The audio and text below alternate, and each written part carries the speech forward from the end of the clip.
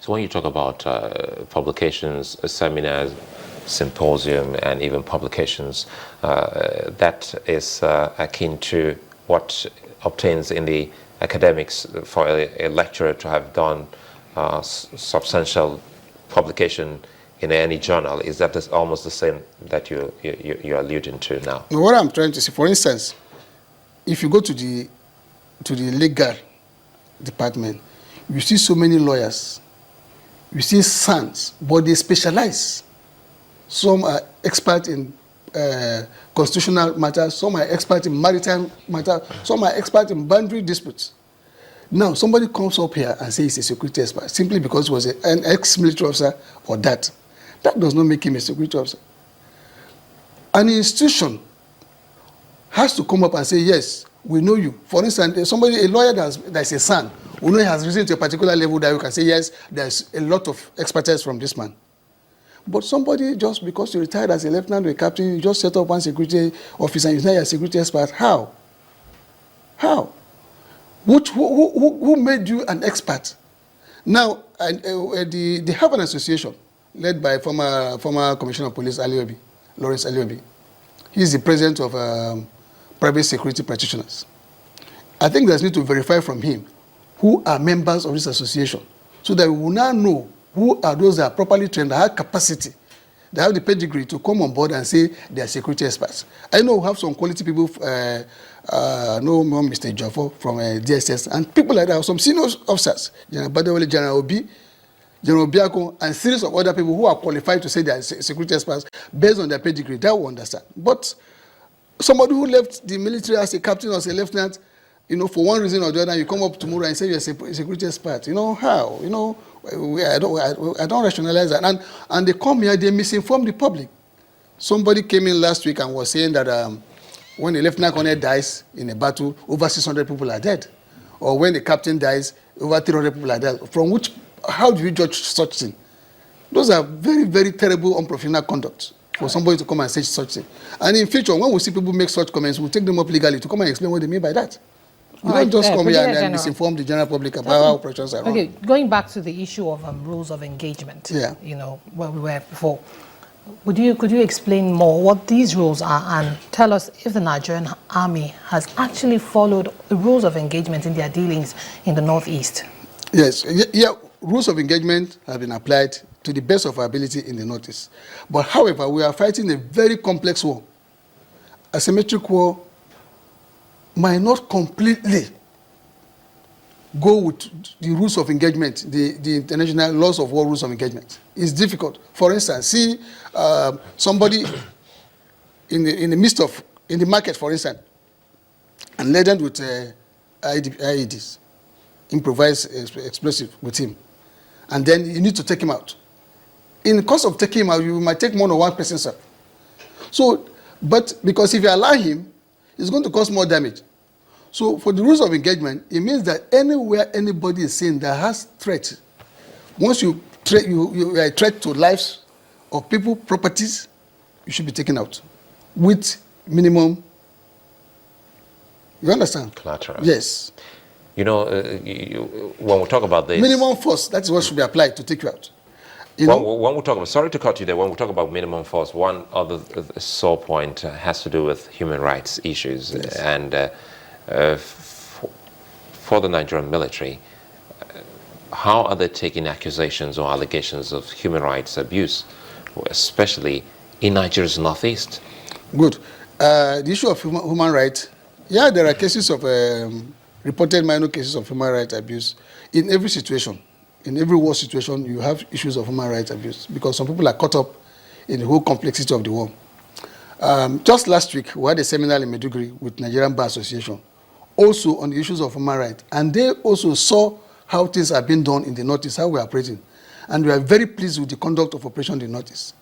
The president of Nigerian Bar Association and some very senior legal members. Gazama was there, and the representative of National Human Rights Commission was there. They were all there. And then we also took them on tour of some of our detention facilities and the hospitals. And they saw, and they were marveled at what they saw. They were highly impressed that the Nigerian Army is a professional army and is working within the ambits of the rules of law. You understand what I'm saying? So, talking about human rights abuse, there are issues also where our soldiers, 1 or 2 soldiers have been involved with the issue of human rights, and we're taking it up, and such cases are being investigated, and those who are found wanted are punished accordingly within the military laws. That is going on. General Buratai has set up outfits with the Nigerian military police and the Nigerian military intelligence, to conduct investigation on such cases, and then we'll tie it up also with the National Human Rights Commission. We'll have a platform with them, desk officers with them, we'll tie up these things with them and make sure that it is done within the ambit of the law. Does this have anything to do with the Amnesty International's accusing the senior military officers of the Nigerian Army of human rights abuses, these investigations? Well, the Amnesty report came up. The federal government responded, the Nigerians responded, and the military responded. That's it. The federal government has spoken on behalf of everybody as to how the Nigerian government feels about the issues of human rights with Amnesty International. I'll go back to the operations in Nigeria's northeast.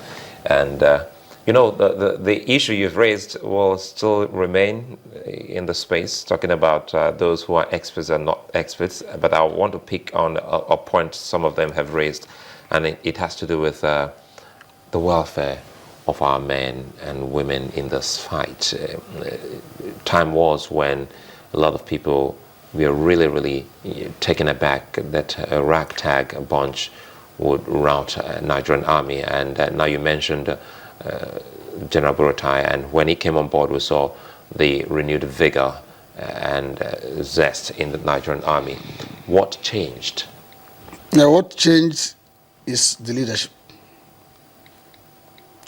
Everything in every society has to do with leadership. Positive leadership by example. General Buratai has shown that he's a complete military leader.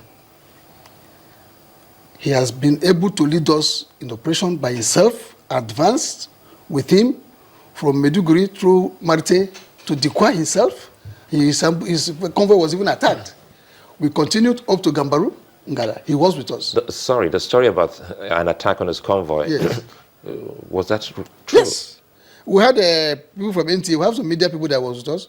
We had, I don't know if there's anybody from channels, but I know there were people with us from NTA, they were there, AIT had there, and none, they were there with us when it happened. They saw it live.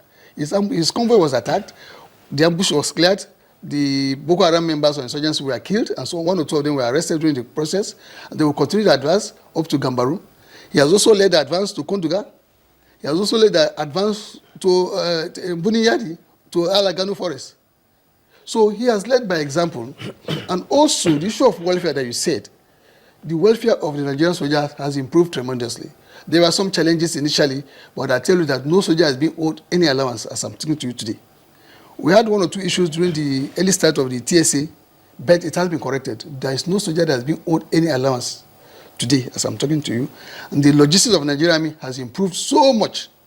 When he came in before then, we had problem of troop carrying vehicles, that we have to use civilian vehicles to move our troops. But with him on board, over 1,000 troop carrying vehicles have been given to the Nigerian Army. Then over 1,500 Hilos brands of vehicles have been given to the Nigerian Army. So anybody coming to tell you that the Nigerian Army is not having a troop carrying capacity is not honest to you. But we are not saying that is adequate, but at least we are better than before. Okay, considering it's a very good thing that our men, the welfare has really improved, because that has been a very sore point and a major concern for And that is why you see that the operation is gaining ground seriously. Okay, and that's why you see that our soldiers' morale is very high in the field. That's why you see the level of commitment by everybody. The Chief of Army Staff, there is no week that is not in the forefront. If the Chief of Army Staff himself will be in the forefront, who will be behind?